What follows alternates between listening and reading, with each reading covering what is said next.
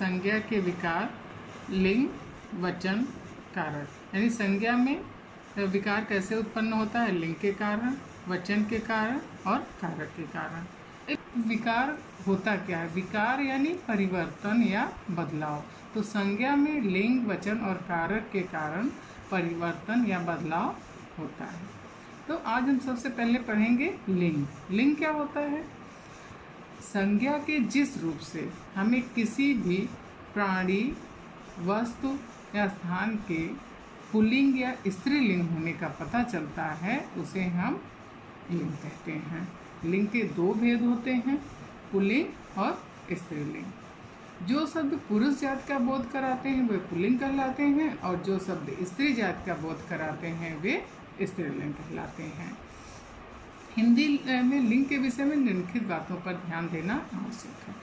अब बच्चों, आप किसी भी प्राणी के बारे में तो आप आसानी से पता कर लोगे कि ये स्त्रीलिंग है या पुल्लिंग, लेकिन जो अप्राणीवाचक हैं उनके बारे में हम कैसे पता करेंगे कि ये स्त्रीलिंग है या पुल्लिंग है? इसे हम आपको बताएंगे। जैसे कि कोई भी चीज़ है, उसके आगे मेरा, मेरी, अच्छा, अच्छी जोड़ के वाक्य बनाइए तो आपको ये पता चल जाएगा कि ये स्त्रीलिंग है या पुल्लिंग। जैसे अच्छी घड़ी, घड़ी कैसे है? अच्छी है। अच्छा घड़ी तो नहीं कह सकते। जैसे अच्छा पंखा, पंखा कैसा है? अच्छा है। तो ये पता चल गया कि पंखा क्या है? पुल्लिंग है, और घड़ी क्या है? स्त्रीलिंग है। तो समझ में आ गया? या मेरी घड़ी, मेरा पंखा, तो आपको ये पता चल गया ना कि मेरा, मेरी या अच्छा, अच्छी जोड़ने से हमें किसी भी चीज़ के स्त्रीलिंग या पुल्लिंग होने का पता लग जाता है। कुछ प्राणीवाचक शब्द ऐसे हैं जिनका प्रयोग एक ही लिंग में मिलता है, जैसे चिड़िया, चींटी, चीता, भेड़िया। अब चिड़िया और चींटी क्या है? स्त्रीलिंग के शब्द हैं। अब इनका पुल्लिंग हमें लिखना हो तो कैसे लिखेंगे? तो हम लिखेंगे नर चिड़िया और मादा चिड़िया, नर चींटी और मादा चींटी। ऐसे नर चीता और मादा चीता, नर भेड़िया और मादा भेड़िया। कुछ पुल्लिंग और स्त्रीलिंग क्रमशः बड़े या छोटे भाव को व्यक्त करते हैं, जैसे नाला, नाली। तो नाला यानी कि बहुत बड़ा रूप होता है, नाली यानी छोटी होती है रूप, लेकिन इसको हम नाला को पुल्लिंग और नाली को स्त्रीलिंग। जैसे लोटा, लुटिया, लोटा बड़ा रूप होता है, लुटिया छोटी। तो इसको लुटिया क्या हो गया? स्त्रीलिंग, और लोटा क्या हो गया? पुल्लिंग। अब पद नाम, पद नाम जो होते हैं हमेशा पुल्लिंग में होते हैं। वो कोई भी पद हो, चाहे उस पर बैठने वाला स्त्री हो या पुरुष हो, लेकिन वो पद जो होता है हमेशा पुल्लिंग होता है। जैसे राष्ट्रपति, प्रधानमंत्री, राजदूत, राज्यपाल, प्रधानाचार्य, ये सब क्या होते हैं? पुल्लिंग वाले शब्द होते हैं।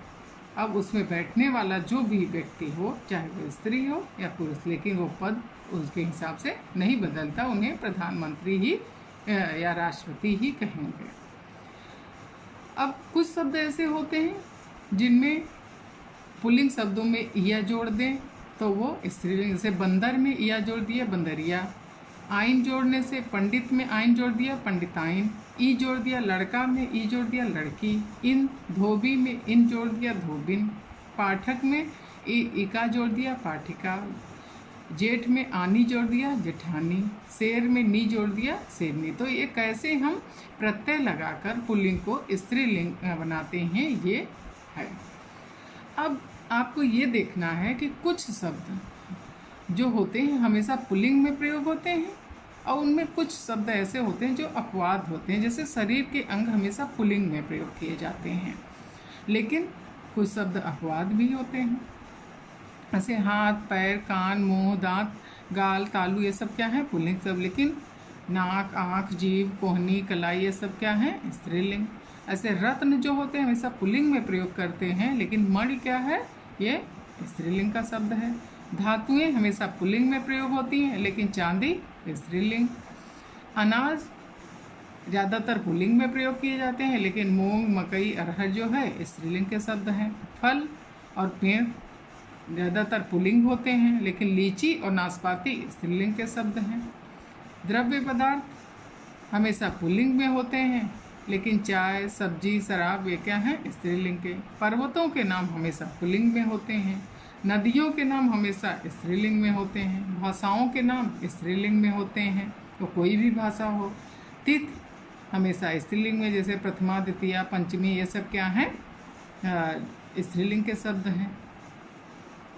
तो बच्चों, इसमें लिंग में इतना ही। अब आगे हम पढ़ेंगे वचन।